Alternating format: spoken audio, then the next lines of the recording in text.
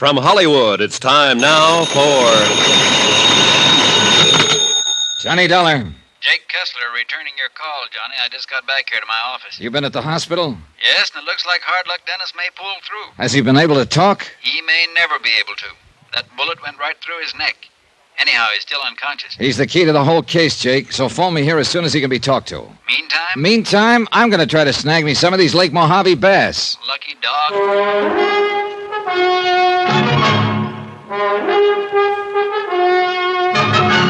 Tonight and every weekday night, Bob Bailey in the transcribed adventures of the man with the action-packed expense account, America's fabulous freelance insurance investigator. Yours truly, Johnny Dollar.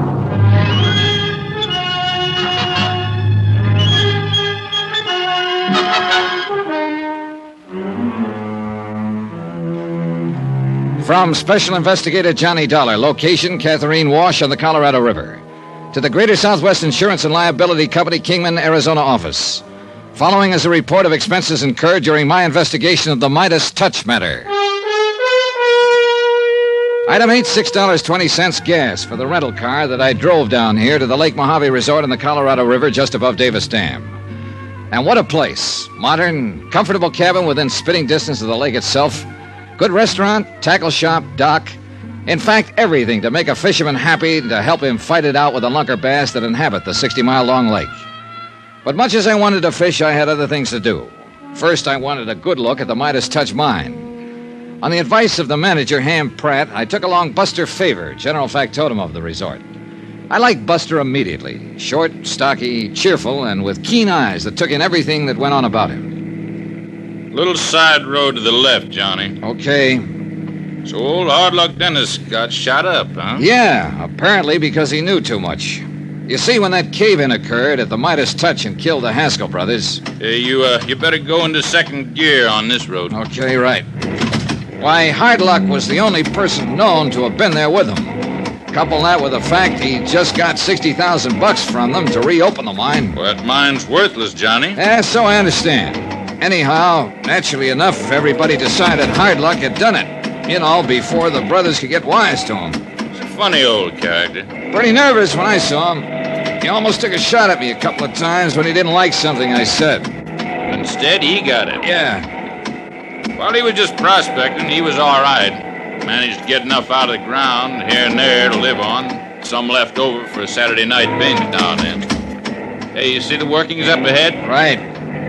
But when he couldn't seem to make a big strike like every prospector tries for... That's when he tried finding suckers for some of his fancy promotions, huh? Yeah, but he really wasn't very good at it. They threw him out of the Texas oil country, you know. Yeah, so I heard. Well, so that's the Midas Touch. Not too many of this kind of mine anymore, with the entrance going into the hillside this way.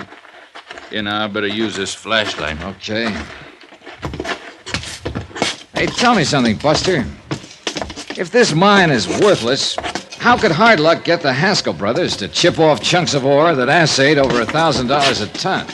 Well, I got kind of a theory about that. Let's see if I'm right. Everything's so covered up with dust down here, not having been worked for years, it ought to be easy to see where they knocked off chips for a sample to take back. Well, what are you doing down here? Holy smoke, that's a rattler. Yeah.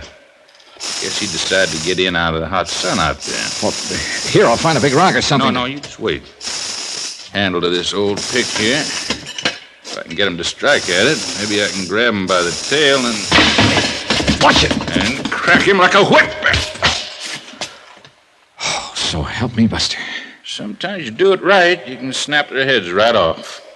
Got to be careful, though, not to snap that head against your own self. Oh, brother. Yeah, I can see what you mean. No chance of somebody having planted that snake down here, is there? You mean like the scorpion in the monument? Huh?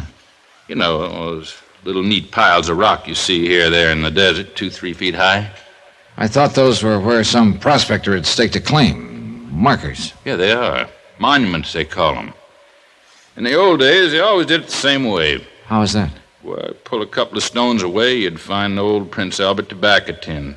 You open the tin, you'd find two things in it. A piece of paper describing and marking off the claim, and a scorpion. Alive? As long as he stayed alive. That meant stay away, no trespassing. This is mine. Well, I'll be darned. Now, look here. Here, Johnny, on this pillar. That was the pillar that was left by digging around it to hold up the ceiling. Oh? You see where some of it was knocked off with a pick? Yeah, Hey, wait a minute, Buster. That looks like yellow. That looks like gold. That's what it is. Then this mine is rich. No, Johnny. You mean the only gold ore left down here is in these pillars? That's right. And without them, the roof would cave in. Well, couldn't it be shored up with wood? Why? Only 2, 3, 4 of these left down here. Probably not more than a ton in all. Not worth it. Oh, yeah, I see. But worth using it to bring in the suckers. Yeah. Well, now you want to see how the cave-in on the Haskell.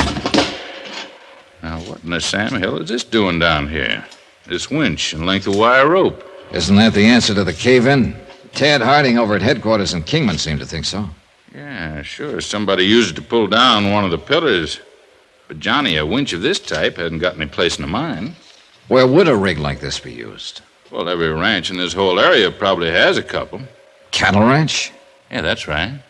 That gives me an idea. About who did it? At least it gives me a lead to an idea. Or at least the kind of questions to ask Hard Luck Dennis. Well, I thought you said he was still unconscious. Yeah, so I'll have to wait. Well, let's get out of here.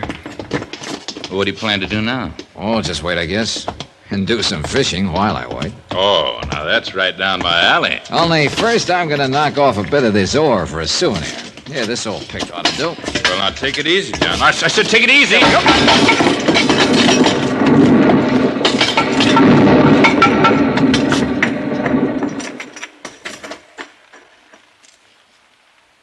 Now, Johnny, you should know him better than that.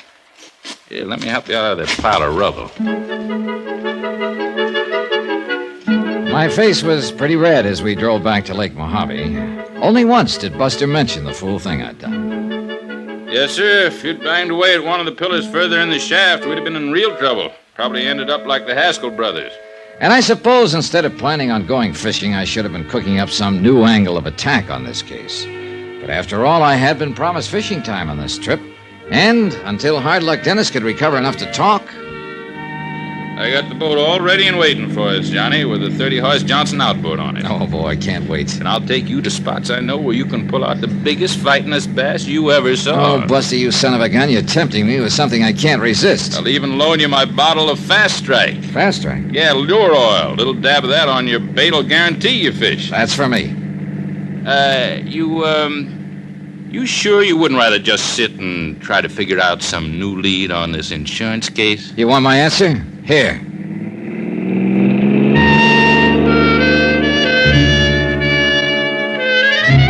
But, as luck would have it, Ham Pratt was standing down by the dock waiting for us with a message for me. Call Kingman operator number 37. I made the call.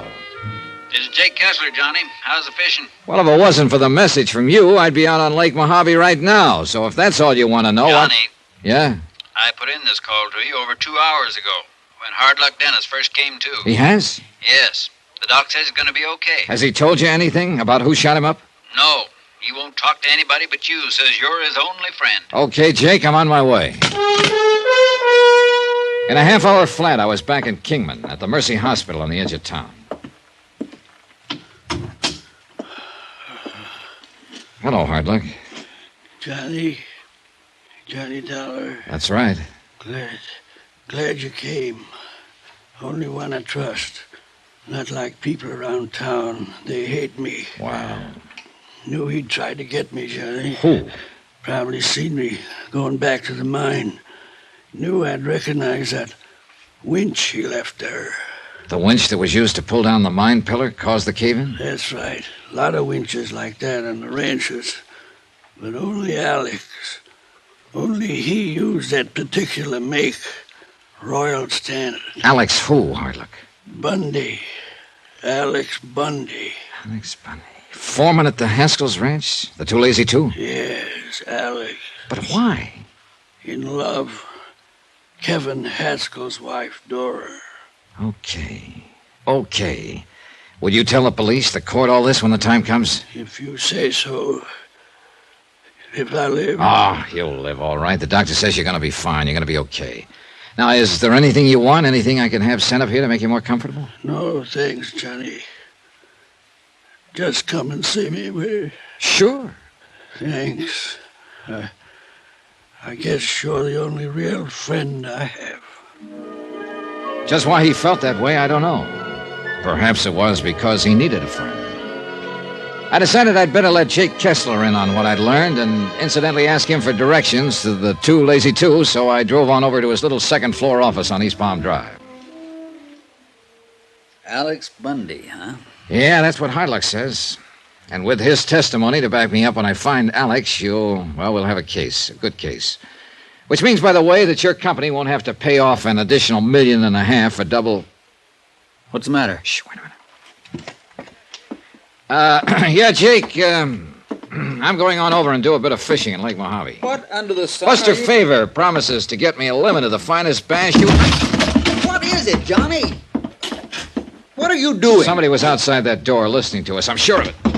Well, who? Here, look, there he is, going down the street. Recognize him, Jake? Where, Johnny? Where? It's too late. He got around the corner. But if it's who I think it is, yeah, he must have heard all that was said in here. Alex Bundy, huh? What's your guess? I've been thinking, Johnny. Yeah?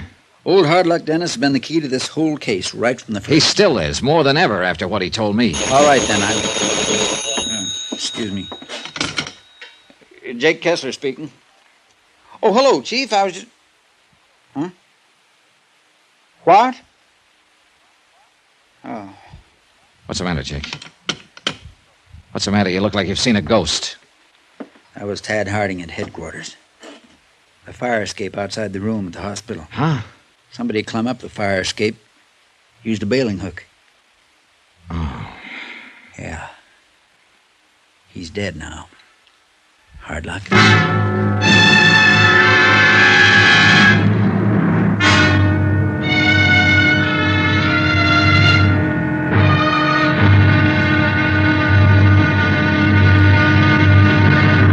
Now, here's our star to tell you about tomorrow's intriguing episode of this week's story. Tomorrow, the case is closed.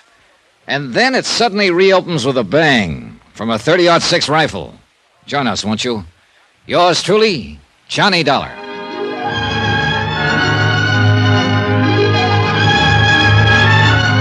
Yours truly, Johnny Dollar, starring Bob Bailey, is transcribed in Hollywood.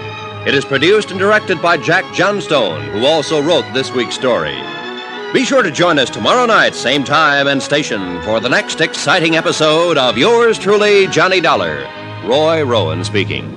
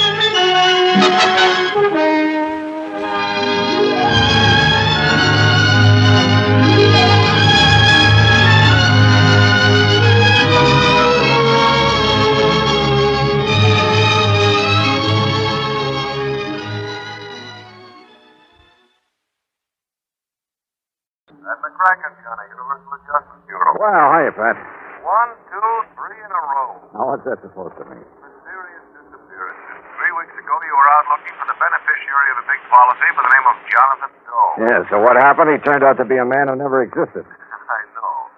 And then last week, it was Elmer Loomis.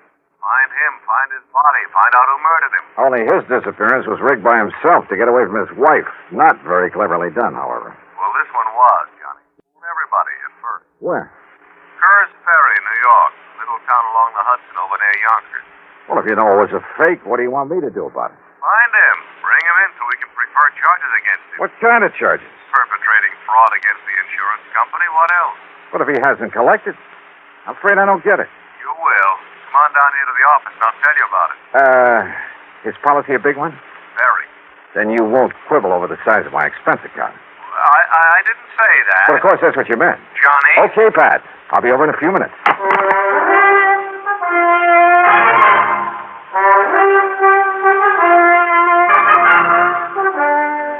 And now, Act One of yours truly, Johnny Dollar.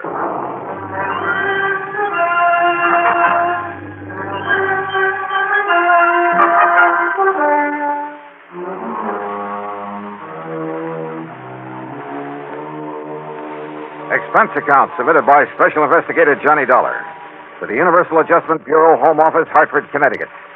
Following is an account of expenses incurred during my investigation of the little man who was there matter.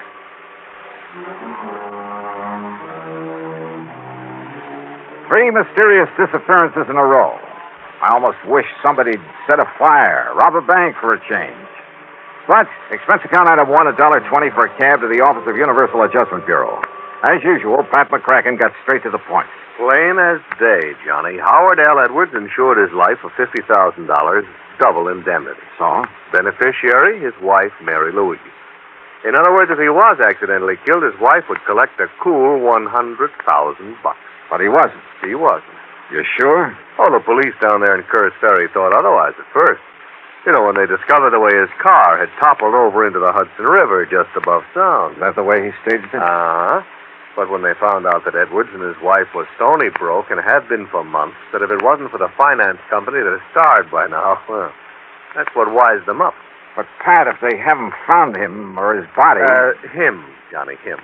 According to the police, his wife finally broke down and confessed that they had planned a disappearing act for quite some time. Ah. Oh, sure. They figured when his car was found, they'd think his body had washed down the Hudson through the Narrows into the ocean, and the company would pay off. Yeah, I see. Then once she got the money, well, pack up and leave and meet him wherever it was they'd planned to meet. Would the company have paid off without a body, without absolute proof of death? That might depend on the court, on how smart a lawyer she got hold of. But what if they did have to wait for 7 years for the statute of limitations to run out? Yeah, I see what you mean. Oh, this kind of fraud has been tried before, Johnny. And sometimes, I'm afraid, probably, it's been got away with. So, with $100,000 in... So, if I find him, I get that nice fat fee we were talking about. That's right. That's exactly... No! Look, and you take it easy with that freewheeling expense account, will you, for once? What, Pat, I never did. Would you find him for us, huh, Johnny? Just bring him in so we can throw the book at him. Okay. Give me his address, whom to contact in Kerr's Ferry, and I'll see what I can do. Expense account item 2, $4.85 for a tank full of gas. I decided to use my own car, not to save money for the company, but to save time for myself. My first contact down in Kerr's Ferry was Police Sergeant Ben Ringler, who had been in charge of the case right from the beginning. Headquarters was the back room of a small brick building that served as City Hall.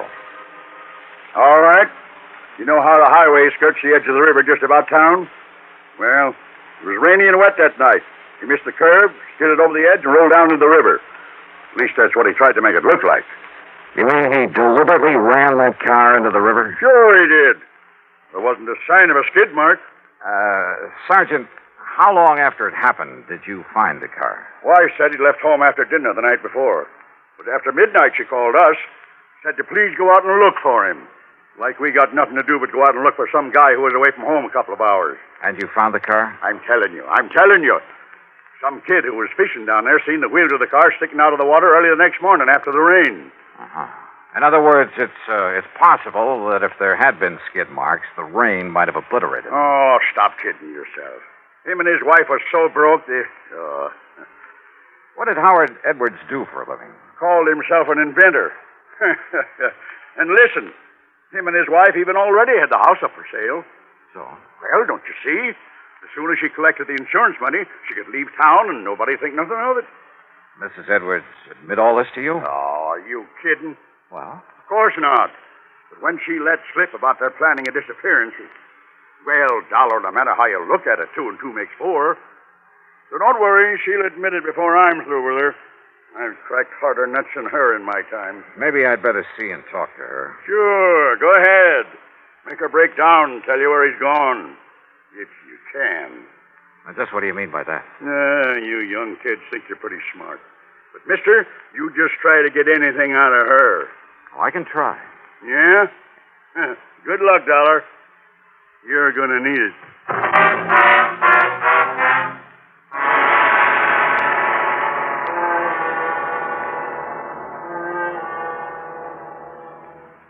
Act Two of yours truly, Johnny Dollar, in a moment.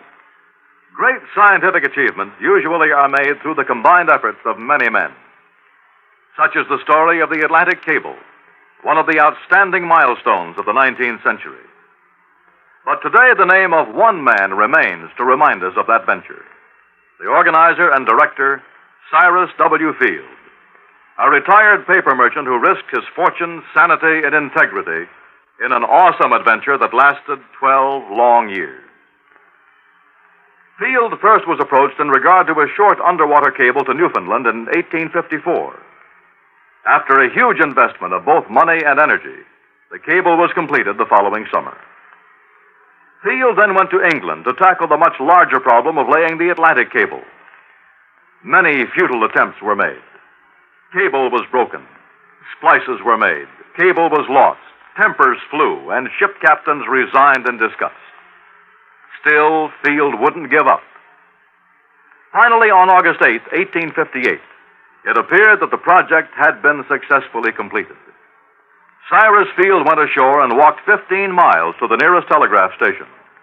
There he wired his wife, the Associated Press, and President Buchanan. He informed the president that Queen Victoria would telegraph her congratulations over the new cable. But before the Queen's message was completed, the line went dead. The much-hailed project was again a failure. Faulty insulation was blamed. In 1865, the largest steamboat afloat, the Great Eastern, made another attempt. Just 660 miles from Newfoundland, the cable parted. Inadequate hoisting tackle prevented its recovery. Field broke down and wept like a child. And yet, the very next year, he sailed with the Great Eastern for one more try. This time, every failure had been studied, every provision made. On July 27th, 1866, Cyrus Field landed at Heart's Content. After personally cabling the unbelievable news, he immediately boarded the Great Eastern, retrieved the broken cable of the year before, spliced it, and laid the second Atlantic cable. Cyrus W. Field, another American whose driving energy insisted that somehow there must be a way. Let's find it.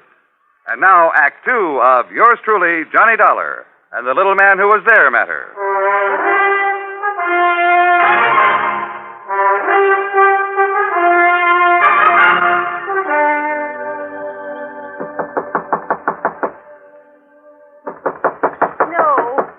No, I won't open the door. Mrs. Edwards? Please go away. Please leave me I want to alone. talk to you, Mrs. Edwards, about your husband. Why don't you, policeman, leave me I'm alone? not the police, ma'am. Oh, yes, you are. You're trying to fool me again, like the man who came yesterday. Like the one who kept calling me on the telephone all My name night. is Johnny Dollar from the insurance company. The insurance? You sure of that? Yes, ma'am. Now, if you put your foot in the door like that Peter Barskin yesterday... No. Here are my credentials, Mrs. Edwards. Johnny Dollar, insurance and... Oh, please come in, Mr. Dollar. I'm so glad you've come. Maybe you can help to find Howard. I just can't believe he's dead. Well, that seems to agree with the police theory, Mrs. Edwards. Oh, the police. They've been terrible. They've been trying to drive me out of my mind, make me see a lot of things that aren't so. Day and night, they've been driving me crazy. Ben Ringler and that no-good son-in-law, he had them put on the force, coming here questioning me, calling on the phone in the middle of the night. Well, it's terrible. And if losing Howard wasn't enough, You've been pretty much broken up over his death or disappearance, whichever it is. Well? No, Mr. Dollar. What? Please, sit down, sir. Thanks. The past few years, Howard has been so occupied with his invention. What kind of invention? A machine. A device of some kind for molding plastics. I'm afraid I don't know much about it. He wouldn't tell me. Kept to himself all the time. Well, he must have It at was least... like an obsession with him. He was so wrapped up in it that I'm afraid I haven't been much more than a housekeeper for him these past few years. What have you been living on, Mrs. Edwards? When the money I had ran out, we had to borrow, but now that's all gone. You have your home up for sale. I noticed the sign out front. It's all that we have left. Unless, of course, you could collect the insurance on your husband. Yes, the insurance.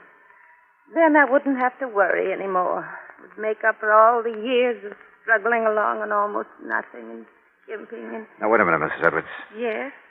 You sound as though you'd like to have your husband proven dead.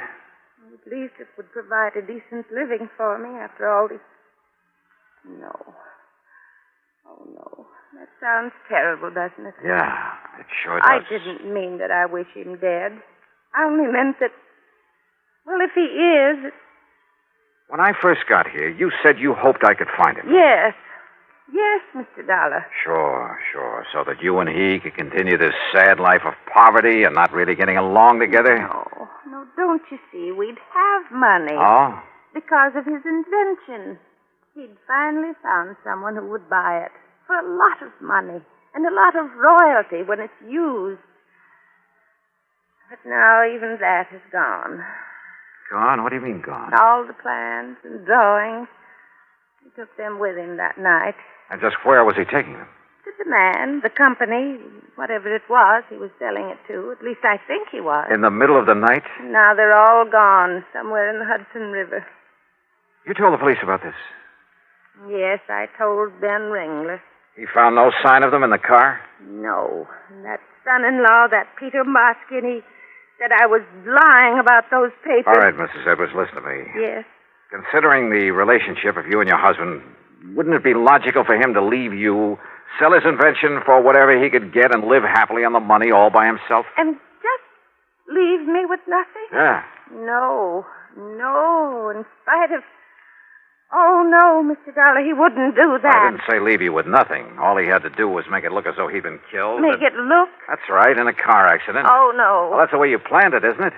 Then you'd both be taken care of, free of each other and with plenty of money. No, Mr. Dollar. Didn't you admit to the police that you two planned his disappearance? Oh, no. I told him, Ben Ringler and that son-in-law... Told him what? That before Howard knew his invention would work, that he could sell it, Howard did talk of going away so he could work on it undisturbed without me under his feet. That's all I said. Ben told your insurance company. Ben made it sound like... Oh, don't you believe me, Mr. Dollar? I'll see you later. Item 3, $1 even for a bite to eat at the local lunch wagon. Then I went back to headquarters where I found not only Sergeant Ben Ringler, but his son-in-law, Patrolman Peter Barskin. I found him very busy playing checkers. Come on, Pete. Crown me. Yeah, Pop. There you are. And now you can give up, like Dollar is on this case of his. I'll set him up again. Didn't get a thing out of Miss Edwards, did you? Maybe I did. Just like I told you would. Huh? You mean you did get something out of $1? Where's the chief of this police department? Been away a couple of weeks. I'm in charge. Well, if he had any sense of duty, he'd be back here. Hey, what do you mean by that? Pete, I mean that you and your father-in-law have considered only 2 possibilities. Have we? The first was accidental death. Now, listen, I told you... Yeah, you told me. You eliminated that. Sure did. The other was deliberate disappearance. And that's what it was. But there's another, Ben. The one I'm going to work on. Yeah, what's that? Sonny? Murder. What? That's right. Murder. 3 of yours truly, Johnny Dollar, in a moment. Our Constitution is a flexible document. It has changed with the changing years to meet changed conditions. An example is the way in which we elect our United States senators. When the Constitution was ratified, and for 125 years thereafter, the people could not elect their own senators. Instead, the senators were chosen by the state legislatures. The Founding Fathers believed in democracy, but they did not want their new republic to be wrecked by irresponsible mob rule.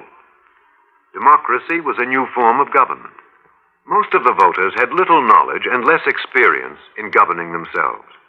And so the Constitution provided that while the people could elect their representatives to Congress, they could not elect their senators directly. A century and a quarter of experience in self-government made such a safeguard against mob rule obsolete. And by 1912, the people were ready to demand the right to elect their senators by popular vote. They received this right in the 17th Amendment to our Constitution.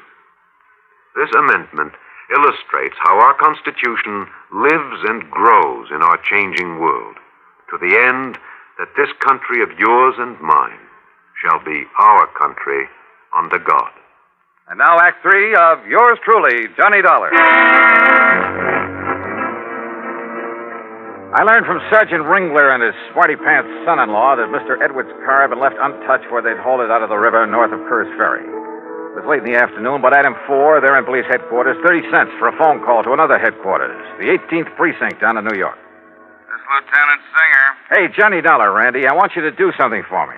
Johnny, long time no see. Yeah, listen, will you? Have you got somebody in the crew who can come up here to Kerr's Ferry and give me a hand? Somebody who knows something about fingerprints? Well, now, Johnny, it's about 20, 30 miles outside our jurisdiction. So what? Well, of course, some guy was off duty, maybe a real top man like Marty Levitt. How soon can you get here? Well, what's it all about, How Johnny? soon? It's getting late. It's getting dark. Oh, a little over an hour if he can catch a train, but what kind of case... Okay, Randy, thanks. Now, look, Dollar. You think we can't handle these things good enough ourselves? Yeah, Dollar. Yeah, that's exactly what I think.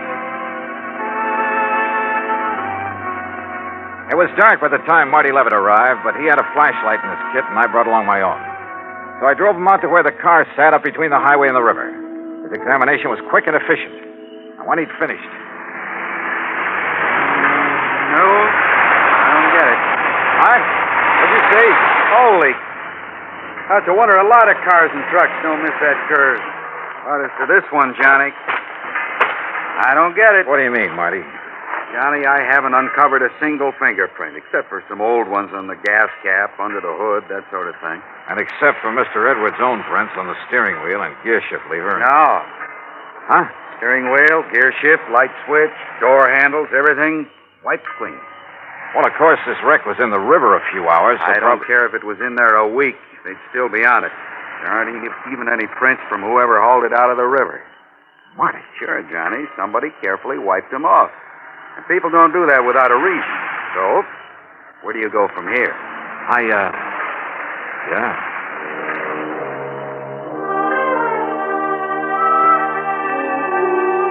I drove Marty into his train for New York. Then, purely on a hunch, drove over to the Edwards house. Every light in the place was on, and through the windows I could see Mrs. Edwards apparently aimlessly but frantically rushing from one room to another, then back again.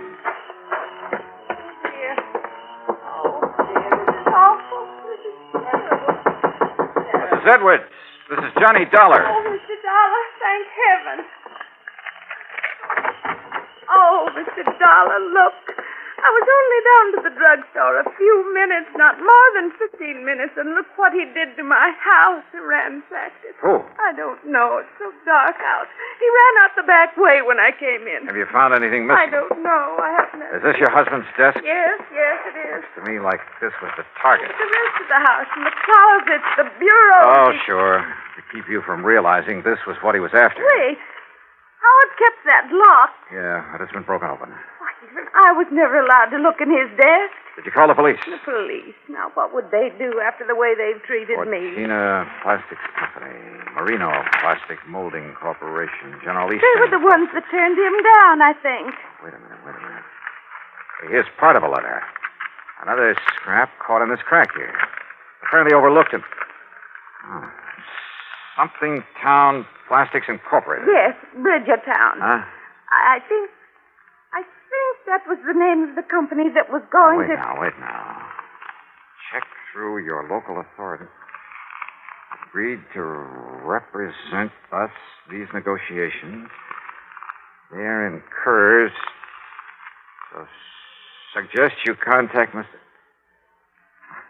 No wonder, Mrs. Edwards. What? Mr. Dollar? The man your husband went to meet that night to make the deal on his invention. What? Recommended by some of the local authorities, huh? I don't understand. Oh, believe me, he's hanged himself by overlooking these scraps of paper. Who, Mr. Dollar, who? When he realized how much the invention was worth, instead of negotiating with your husband, he decided to kill him. Yeah, ran his car into the river with him in it. And you know who he is? You'll never tell, Dollar. Peter Barskin. You or anybody else. See what I mean? You know something, Pete? This isn't Gunsmoke. What? But if you think you can outdraw me, Pete... Oh!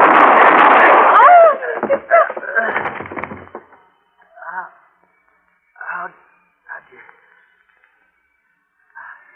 you find out? Matter of fact, Pete, I didn't know it was you until you came in here waving this gun. Johnny Dollar, as acting chief of police for the town of Kerr's Ferry, I arrest you for the... Oh, put that thing down, Ben, or do you want some of the same? No, Dollar. Toss it over. On the floor. Okay. And I not only suspect that Kerr's Ferry is going to have a new police force, but who knows? You and Pete might even share the same electric chair. Sure, it's up to the courts. But when the state police came in and found the papers on the invention hidden away in Pete's house... Oh, that invention, by the way, now belongs to Mrs. Edwards. To say nothing of the insurance money, $50,000. So, Pat, I'll let you off the hook real easy. Expense account total, including some more gas for my car to get me back to Hartford, $12.34. Yours truly, Johnny Dollar.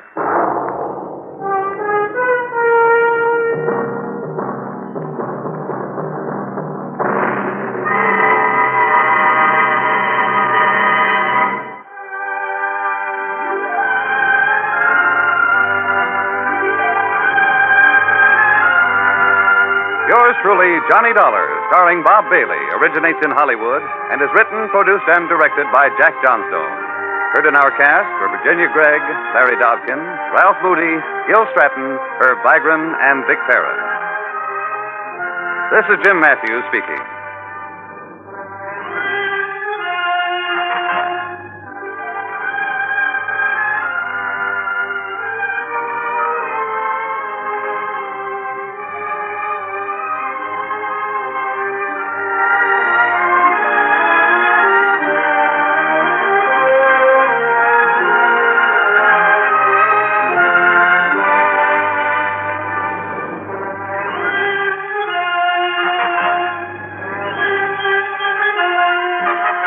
Johnny Dollar has come to you through the worldwide facilities of the United States Armed Forces Radio and Television Service.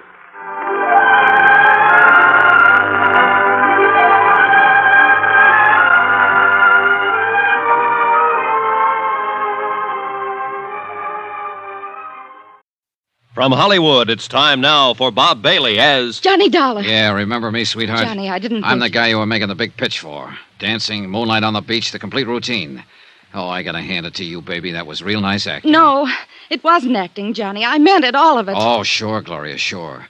That's why I catch you here and searching my room. That's all part of the big romance, huh? I can explain. And that's just what you're gonna do. Hey, look, Gloria, one guy has already wound up dead on this deal. I've got a strong hunch I'm number 2 man on the list. And this baby I do not want.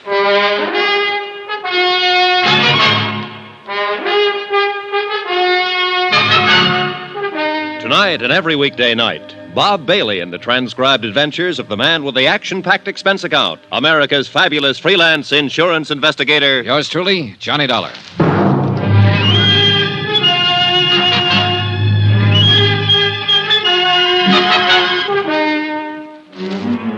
Santo Tomas, Mexico. Expense account submitted by Special Investigator Johnny Dollar. To the Home Office, Northeastern Fidelity and Bonding, Hartford, Connecticut. The following is an account of additional expenses during my investigation of the Alvin Summers embezzlement of $75,000. Item 9, $17.60, business entertainment for one Gloria Harris. Believe it or not, I wasn't going to put that item on the account because I figured it might just possibly be a private romance. But when I caught Gloria searching my hotel room, I knew she tied into the deal somehow. That she could give me information on Summers' whereabouts. Johnny, please. Oh, no, you're not leaving, Gloria, not yet. I'm not trying to get away.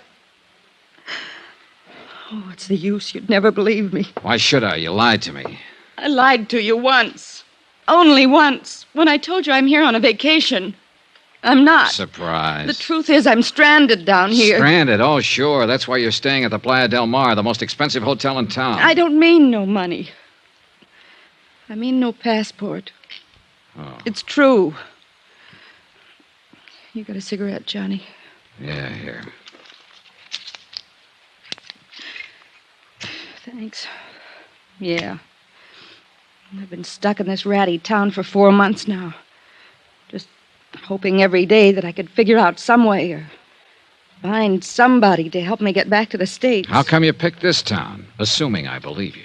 Because I heard that fugitives from the States sometimes came here. I've been drifting around for a year, from place to place. I guess I thought my luck had changed here. Well, it hasn't. How'd you lose your passport in the first place? I'll tell you if you really want to know, Johnny. Personally, I'd rather skip it. It's a long story, not a very pretty one. And it's all in the past. Let's just say I made a mistake about a guy. Okay, Gloria, okay. But there's one little item you haven't told me. Why you were searching my room just now. Because I was trying to find out something about you, Johnny. The reason why you're down here. Why? So maybe I could make a deal with you. Deal? You help me get a passport. And I'll help you. How can you help me? You're looking for Alvin Summers, aren't you? Oh, am I? 6 months ago, he embezzled $75,000 up in the States and took off. Go on. You came down here to find him. You're an insurance investigator. Keep talking. That's all. That's it. Now maybe you wouldn't mind telling me how you know all of... Oh, sure. That report in my suitcase. And the picture. Alvin Summers, I know him. I can help you, Johnny. Where is he? First, I've got to know if you'll help me. The passport? The passport. Well, what do you expect me to do about that? In your business, Johnny, you must meet a lot of people, all kinds. Maybe one of them has an extra passport or two for a price, maybe. All right, I'll see what I can do. That the best you can say? That's the best. Take it or leave it. All right, I'll take it. I haven't any choice. Now, about Alvin Summers. I'll take you there, to Summers' place. Where is it? Down the beach, about a mile below town. Then into the jungle a little way. How come you know where it is? I met Alvin Summers a couple of months ago. Here in Santo Tomas? Yeah. I went there once for dinner. Okay, you take me there, Gloria. First, I'd better go up to the hotel and change. The country's pretty rough on clothes. Okay, I'll meet you at your hotel in half an hour. Johnny. I only lied to you about one thing. The reason I was down here. The rest of it I meant. Last night. On the terrace and on the beach. I meant all of it. Really, Johnny. And I mean this. You know, I'm kind of glad you told me that. See you in half an hour.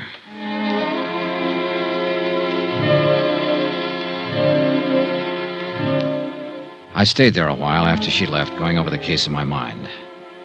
Maybe she was telling me the truth. But whether she was or not, I had to follow up any lead I could find, because I was getting nowhere the way things were.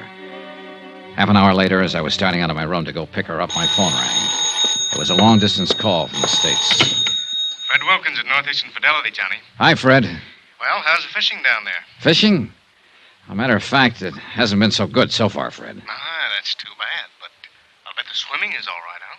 Whoa there, what's eating you? I didn't send you down there for a vacation. Well, you got a great sense of humor. You should see this place vacation. Then what have you been doing down there? Well, what do you think I've been doing? I've been looking for whoever it was that telephoned you and said he had information on Alvin Summers. Couldn't have been looking very hard. He called me again this morning. He what? That's right. He wondered if I'd sent anyone down there yet. Hey, look, Fred, this guy is not easy to find, believe me. And I think I know why. Obviously, somebody doesn't want him to talk, and that somebody could be Alvin Summers, about one jump behind him. Summers, you think he's around there? Could be. I'm leaving right now to find out. I've got a lead on where he lives. There's somebody at the door. I'll call you when I get anything. Do that. Brother, fishing here. Oh, Lieutenant Gomez. Well, look, I'm in sort of a hurry right now. This will not take long. Okay. What is it, Lieutenant? Early this morning, one of my men found Senor Kraus in the alley. How is he feeling? He had been badly beaten. He would not tell us anything, but it was fairly obvious who had done this to him. So?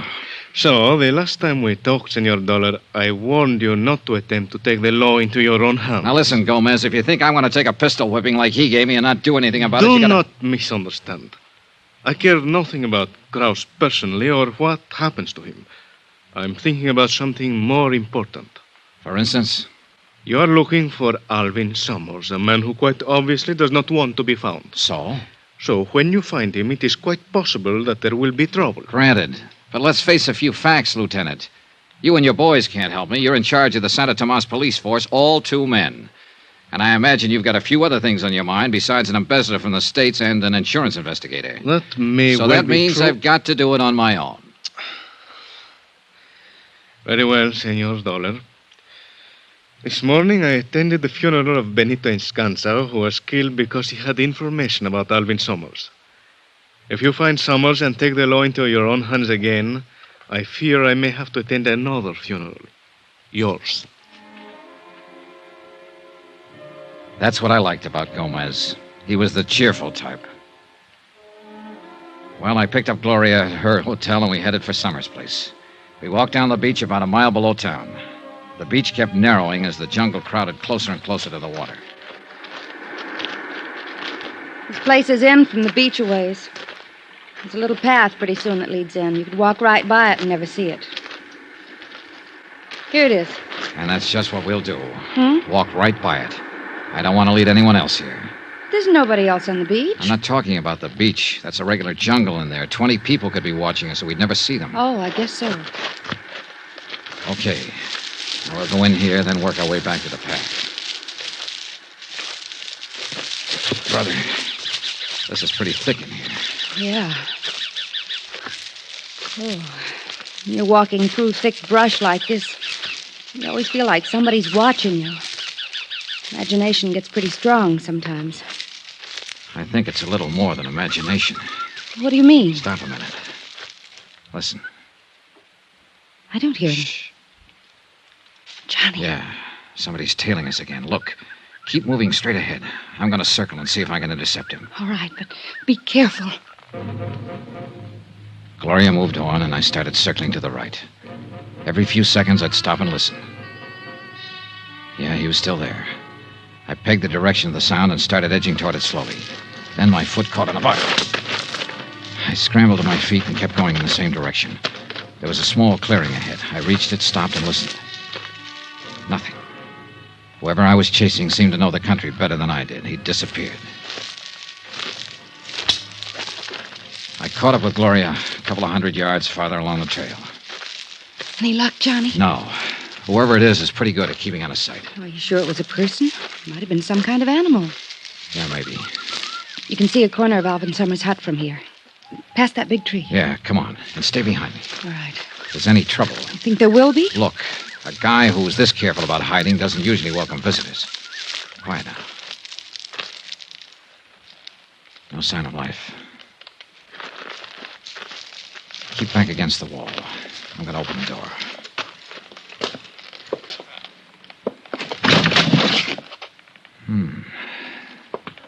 Okay, Gloria. Nobody home, huh? Nobody home. Well, he seems to have a pretty comfortable place here. You like to live in jungles.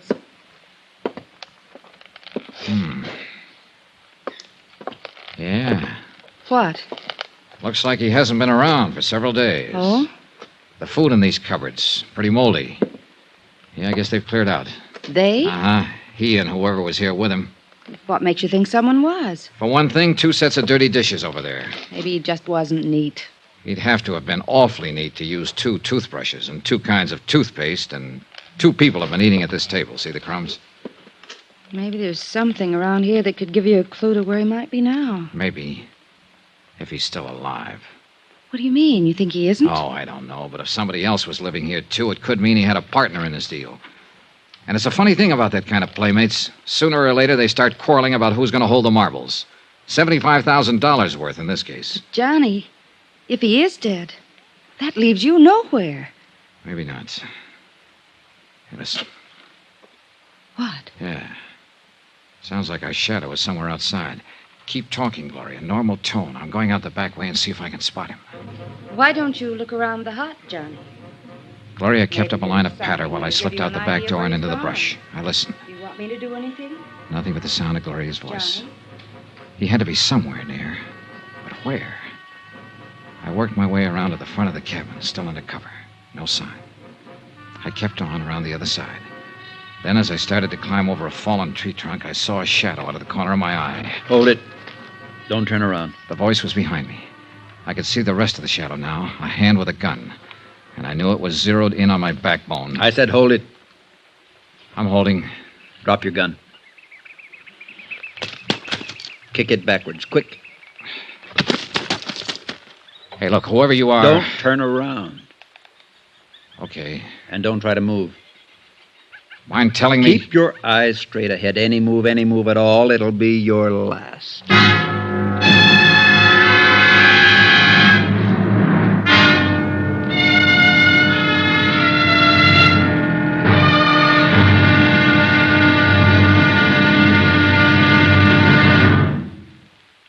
There'll be the final exciting episode in our story of the Alvin Summers matter tomorrow. Yes, tomorrow. How to find out what you've been looking for the hard way.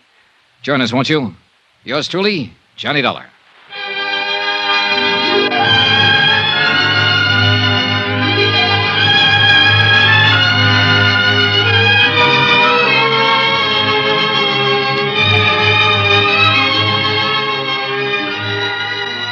Yours truly, Johnny Dollar, starring Bob Bailey, is transcribed in Hollywood. Written by Robert Reif, it is produced and directed by Jack Johnstone.